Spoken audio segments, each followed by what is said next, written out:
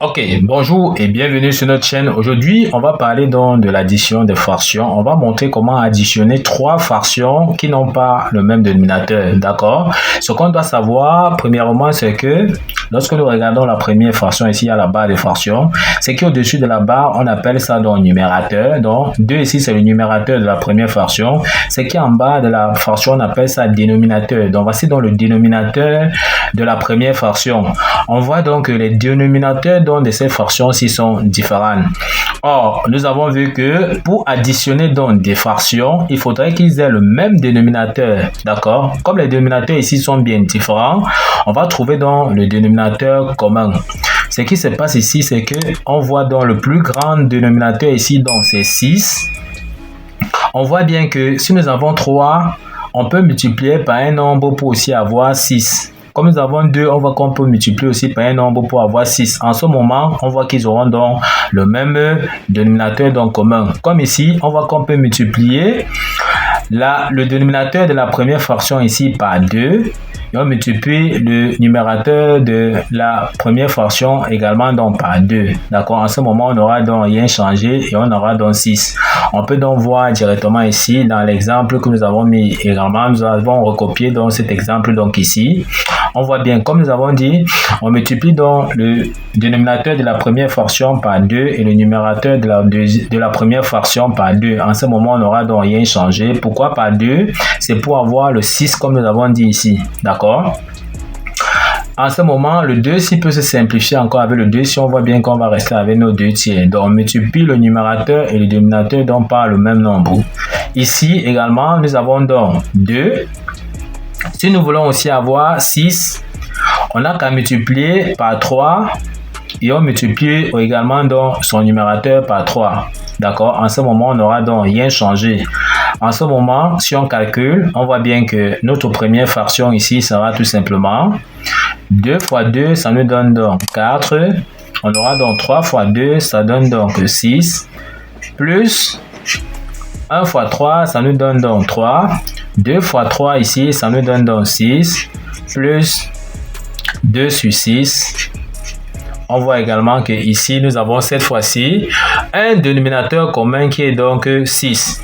Comme ils ont donc le même dénominateur, on peut donc tout simplement additionner cette fois-ci. Donc, on met donc tout simplement une grande barre. Comme vient ici, on met notre dénominateur commun ici qui est donc 6. On n'a qu'à additionner donc tout simplement les numérateurs. Donc, ici, on additionne tout simplement ici 4 plus 3 plus 2. En calculant tout simplement, on aura donc 4 plus 3, ça nous donne 7. 7 plus 2, ça nous donne tout simplement donc 9. Et le dénominateur ici, c'est tout simplement donc 6. Et on observe maintenant si on peut donc simplifier. On voit ici que on peut donc simplifier ici le numérateur par 3 et le dénominateur également donc par 3. En calculant tout simplement, ça nous donne tout simplement ici 3 divisé donc par 3, ça nous donne donc 3. Et on a donc 6 divisé par 3, ça nous donne 2. On voit que le résultat de notre fraction est tout simplement donc 3 demi ou bien 3 sur 2. On voit que nous avons laissé ça sous la forme irréductible. Ok, donc voici comment on calcule donc, nos fractions. On passe donc tout simplement donc, au deuxième exemple ici. Ok, on passe donc à l'exemple B qui est tout simplement 3 plus 4 tiers plus 7 sur 12. Donc il est question donc, de calculer cette fraction-ci. Ce qui se passe, c'est qu'on constate déjà que 3 ici n'a pas de dénominateur, mais on sait qu'on peut mettre ça ici donc tout simplement donc, sur 1. Parce que si on divise donc un nombre par 1, ça n'aura donc rien changé. En ce moment, on voit qu'ils ont tous un dénominateur ici, d'accord? Mais on constate que leurs dénominateurs sont donc différents. On voit que le dénominateur de la première fraction, donc c'est 1. Le dénominateur de la deuxième fraction, c'est 3. Et le dénominateur de la troisième fraction ici, c'est 12. Déjà, on va bien savoir que sur cette fraction, par exemple, ici, qui est donc 7 sur 12, ce qui est au-dessus de la barre ici, qui est 7, on appelle ça un numérateur. Et ce qui est en bas, on appelle ça donc dénominateur. Donc ici, on voit du coup que les dénominateurs donc, de nos trois fractions sont donc différents.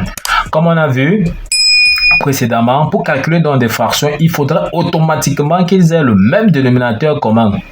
Donc, comme ici, comme les dénominateurs sont donc différents, il va falloir trouver donc le dénominateur commun. D'accord? Comment on trouve donc le dénominateur commun ici? On observe par exemple les chiffres ici. On voit que le plus petit ici c'est 1, le plus grand c'est 12.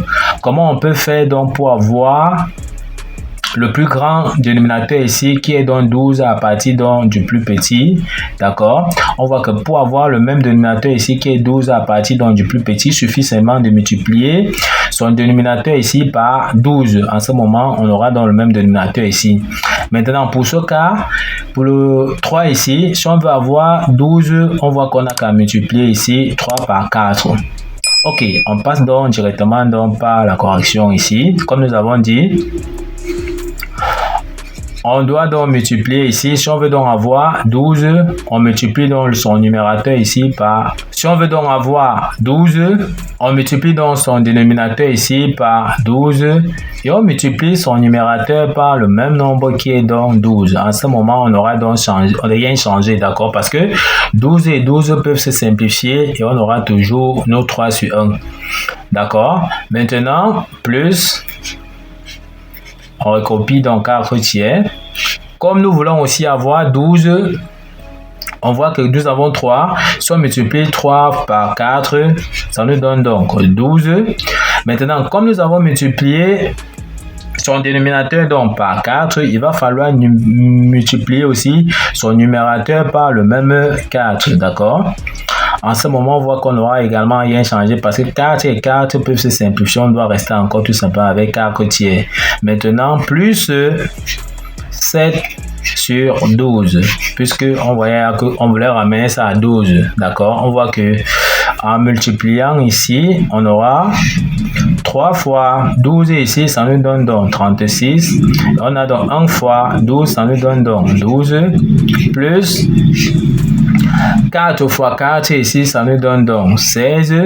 Et on multiplie ici 3 fois 4, ça nous donne donc 12. Plus 7 sur 12. On voit que maintenant, on constate qu'ils ont donc le même dénominateur commun. En ce moment, on voit qu'on peut donc maintenir ce même dénominateur qui est donc 12. Et on additionne tout simplement les numérateurs. On additionne alors 36 plus 16 plus 7. Ok, ça nous donne tout simplement 59 sur 12. On voit qu'on ne peut plus simplifier donc 51. On ne peut pas simplifier 59 et 12. Ok, voici donc notre résultat final. Ok, on continue donc avec l'exemple C qui est 8 tiers moins 1 demi plus 5 sixièmes. Ce qu'on constate également ici, on voit que nous avons donc le numérateur ici qui est 8 de la première fraction. Donc ce qui est au-dessus de la barre, c'est le numérateur et ce qui est en bas, c'est le dénominateur, d'accord, de la barre. On constate qu'ils n'ont pas le même dénominateur. Comme nous avons vu, pour pouvoir calculer donc des fractions, il faudrait qu'ils aient donc le même dénominateur, d'accord. Comment on va faire pour trouver donc le dénominateur commun ici? On voit que ici, le plus grand dénominateur de ces fractions ici, on voit que c'est 6, d'accord. Le plus petit ici, c'est 2. On voit qu'on peut multiplier le 2 ici par 3. On aura également 6. Le dénominateur de la première fraction ici par 2 pour aussi avoir 6. En ce moment, on aura donc le même dénominateur, d'accord. Ok, on passe donc tout simplement donc à la correction ici. Donc ici, la première fraction, c'est 8 tiers. Comme nous voulons aussi avoir 6, qui est le plus grand dénominateur ici, on voit qu'on peut multiplier son dénominateur ici par 2. Comme nous avons multiplié le dénominateur par 2, on multiplie également donc le numérateur par 2, d'accord, pour ne rien changer donc de notre fraction, parce que 2 et 2 peuvent se simplifier. On restera encore avec 8 sur 3. Moins, on met donc moins qu'ici, 1 demi. Comme nous voulons aussi avoir 6, d'accord, on doit multiplier également ici le 2 ici par 3. Donc on multiplie donc son dénominateur par 3. Comme nous avons multiplié son dénominateur par 3, on multiplie également le numérateur par 3. D'accord. Maintenant ici, plus 5 sur 6. Ok, on passe donc tout simplement dans le calcul ici. On va donc constater ici qu'on aura 8 fois 2, ça nous donne de 16. 3 fois 2, ça nous donne de 6. Moins 1 fois 3, ça nous donne 3. 2 fois 3, ça nous donne 6. Plus 5 sixièmes. On constate effectivement qu'ils ont cette fois-ci le même dénominateur commun ici qui est donc 6. En ce moment, on constate qu'on peut donc les additionner. Donc, comme ils ont donc 6 comme dénominateur commun, on met donc tout simplement la barre de fraction, on met le 6 en bas. Tout ce qu'on aura à faire, c'est d'additionner donc les numérateurs donc de ces fractions. On additionne alors ici 16 moins 3 plus 5. En calculant, ça nous donne tout simplement 16 moins 3, ça nous donne donc 13. 13 plus 5, ça nous donne 18. On aura donc 18 au numérateur et 6 au dénominateur. Maintenant, est-ce qu'on peut donc simplifier? Oui, par 6 et également donc le dénominateur donc par 6. En simplifiant ici donc par 6, on aura ici 3 et en simplifiant ici 6 divisé donc par 6, on aura 1. Donc le résultat, c'est tout simplement donc égal à 3. Donc voici le résultat donc de notre fraction. Ok, nous sommes donc arrivés au terme de cette vidéo. Ne manquez pas de vous abonner à la chaîne, de partager la vidéo aux proches et amis, d'activer donc la cloche de notification pour ne pas manquer nos prochaines vidéos. Sur ce, à bientôt.